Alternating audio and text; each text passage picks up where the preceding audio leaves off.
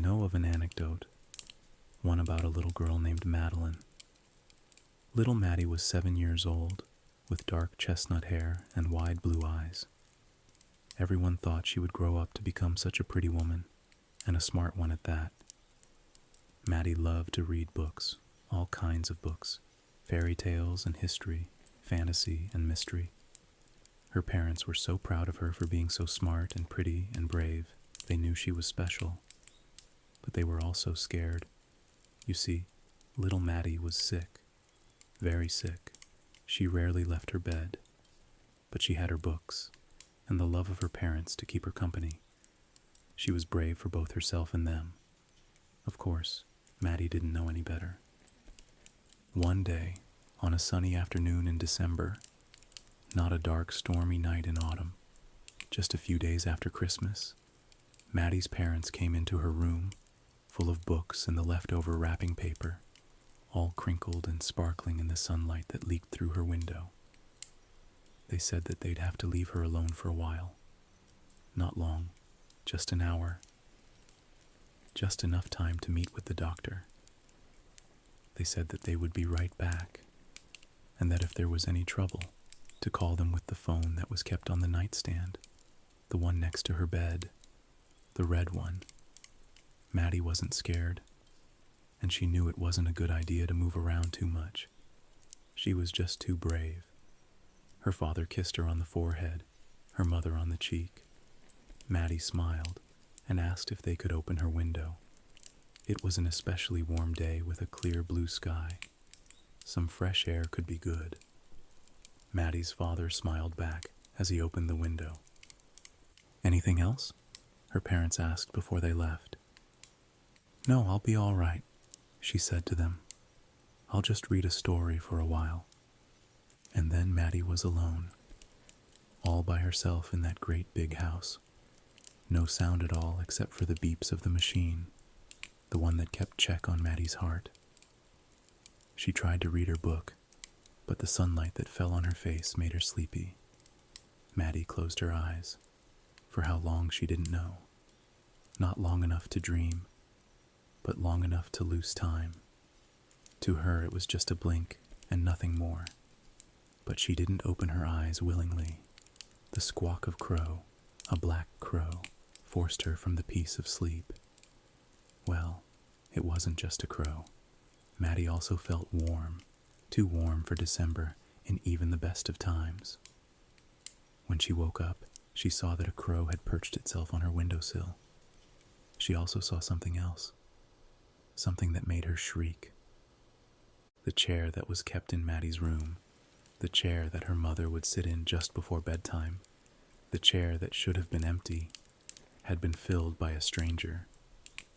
To Maddie, it looked like a person, but also not like a person at all. It had a face, with eyes and a mouth and a nose and all, and it had arms and legs, just like a man's. It was even wearing a suit, a black suit with a white shirt and a purple tie. But this stranger, this man if you will, looked wrong to Maddie. His face had all the right parts, but they were mutilated in ways almost incomprehensible. Shiny and pink in some places, black and crackled in others. He had no lips, and his nose was made of 2 small holes that flared in and out as he breathed. His eyes were yellow and sunken, never blinking, not even once. His body, while never falling to ash, had small flames dancing up and down the lengths of his arms and face, flickering hot light. His cloths were covered in the stains of blood. He looked much like a burn victim would before the fires were put out. The machine, the one that kept watch over Maddie's heart, began to beep quickly and loudly. Maddie forgot how to be brave. "Don't be scarred, Madeline," said the dark man, his words sounding like nails against glass, more of a rasp than a voice. "I'm not here to hurt you." "Who are you?" asked Maddie, feeling a bit less frightened. "My name is Lazarus, and I'm a bad man for all the right reasons," he said back to her. Smoke was rising softly from the fires. He seemed to be in pain, but doing his best to ignore it, somewhat stoically. Lazarus, Maddie said out loud, pronouncing each syllable carefully. That's a weird name. It's an old name, a very old name, from a very old story. His eyes searched Maddie's face, looking for any sign of expression, but she gave nothing away. His eyes eventually fell upon the book in Maddie's lap, Alice in Wonderland. I see you like stories. Maddie nodded her head. Everyone knew that she liked stories, even strangers. I happen to know a few. Would you like for me to tell you one? We have some time to spare. Maddie didn't know what to say. She thought the burning man was being friendly enough, even if he was scary. But Maddie was alone. She was always alone, she realized.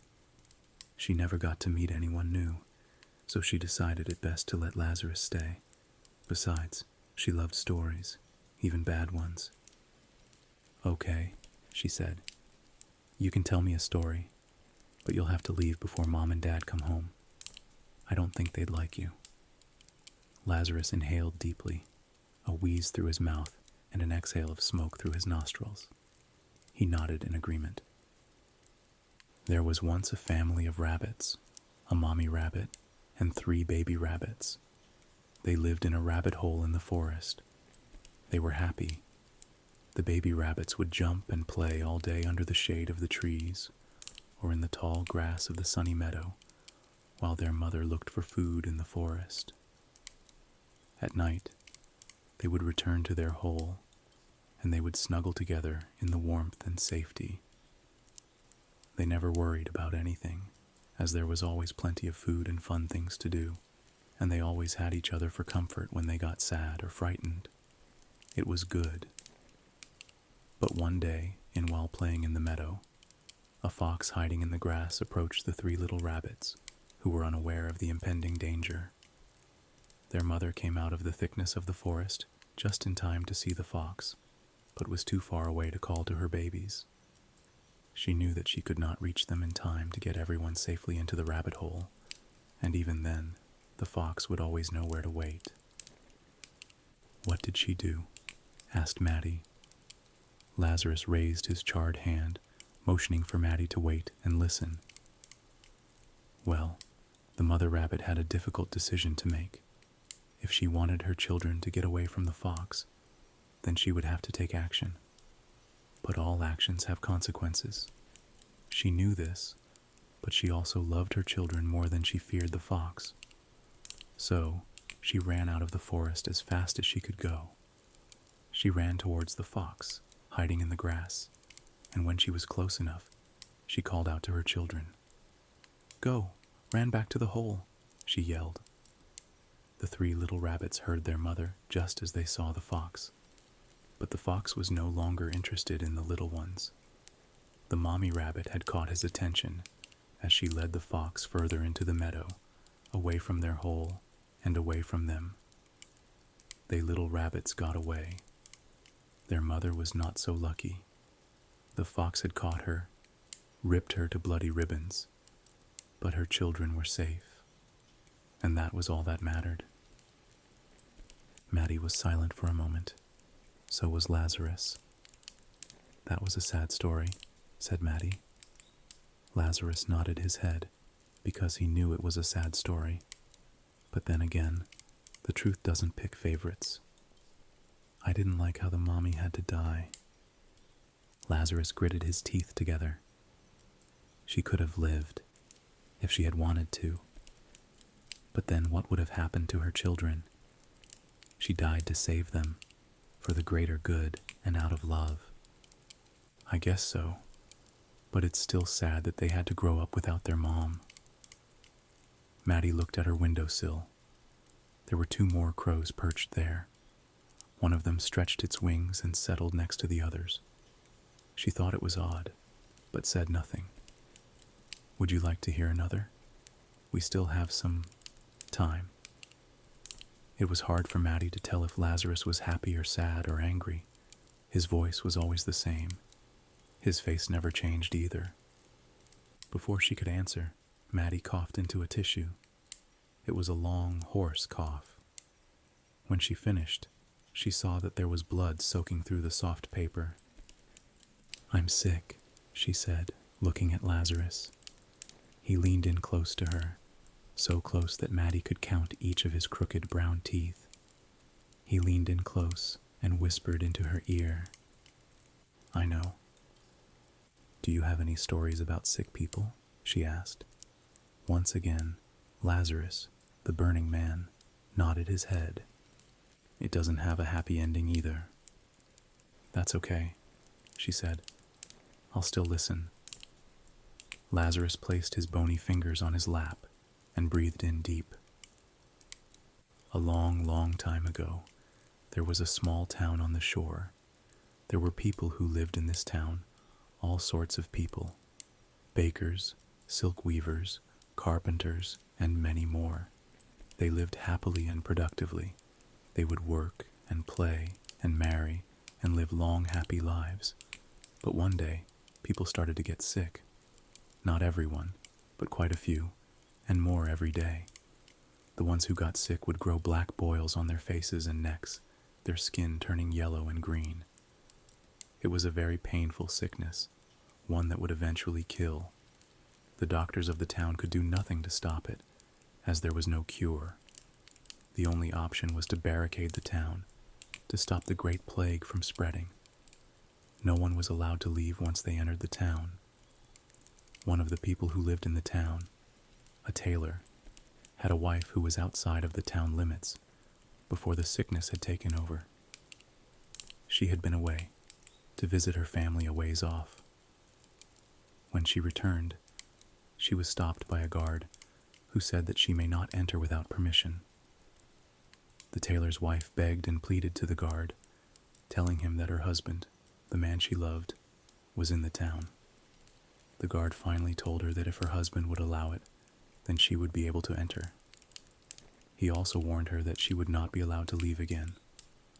Word was sent to the tailor that his beloved wife was awaiting his permission at the gates. At first, he was overjoyed at the prospect of seeing his dear wife again, as he had been very lonely since her initial departure. But as he thought upon it, the tailor's heart began to sink.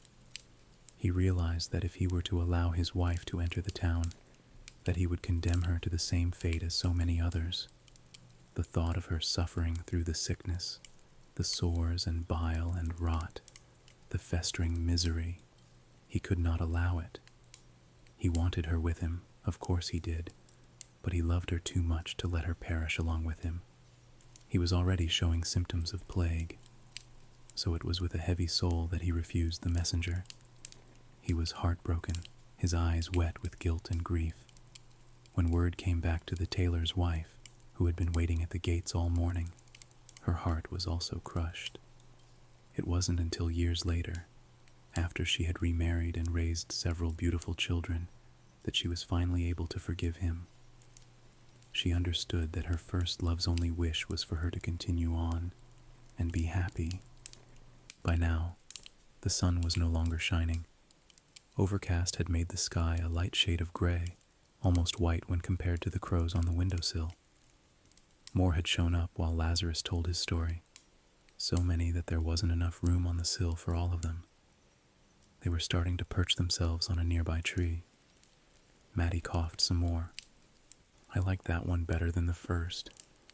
At least it wasn't all bad," she said after her fit of coughs. "But why are you telling me all of these sad stories?"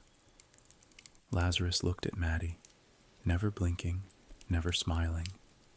In a voice as black as coal, he said, "I think you know why." Maddie looked down into her lap. She did know why, but she wasn't scared. No, Maddie knew how to brave, and not just for herself either. She turned to Lazarus, his face charred and scarred beyond recognition of humanity, former or otherwise. "When?" she asked. Lazarus turned his head to the window, towards the black crows that had gathered. "Soon," he said to her. The beeps from the machines, the ones that kept check on Maddie. They became irregular, slowing down. "Do we have enough time for one more story?" she asked him. "Not much, but we can try," he replied. Maddie shook her head.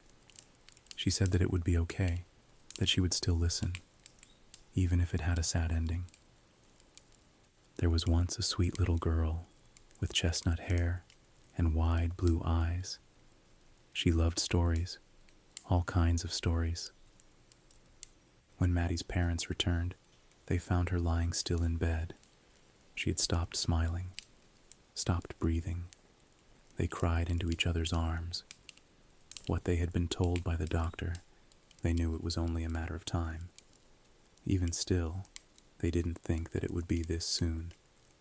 Their souls had been profoundly crushed, shattered into oblivion, but in a strange way, not in a callous or indifferent way. They were relieved. The weight of the inevitable had been lifted, and in its place a sharp sting. They knew this as they wept, and while gazing out of the bedroom window, they were focusing on the sky, which had grown into a perfect and terrible shade of gray. They were so focused in their sorrow that they never even noticed the burns left on the chair. The crows had taken flight.